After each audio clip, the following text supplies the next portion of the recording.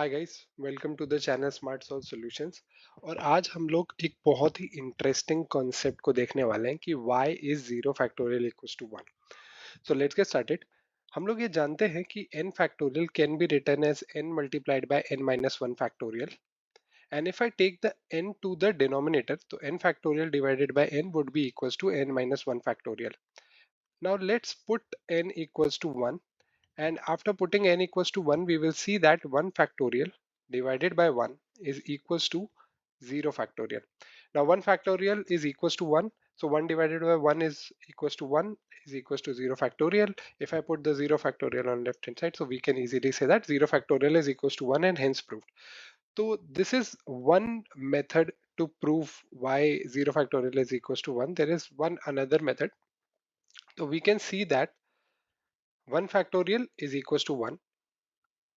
2 factorial is equals to 1 multiplied by 2, which is equals to 2. Then 3 factorial is equals to 1 multiplied by 2 multiplied by 3, which is equals to 6. 4 factorial is equals to 1 multiplied by 2 multiplied by 3 multiplied by 4, which is equals to 24. Now if we move backwards, we see that 24 divided by 4 is equals to 6. So basically it's 4 factorial divided by 4.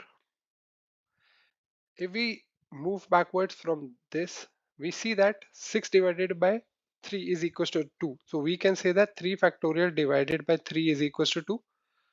If we move back further, we see that 2 factorial divided by 2 is equals to 1.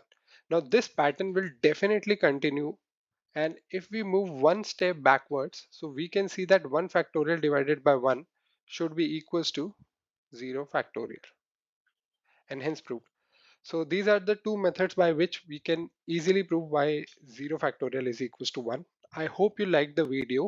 Please stay tuned to the channel for more such interesting videos.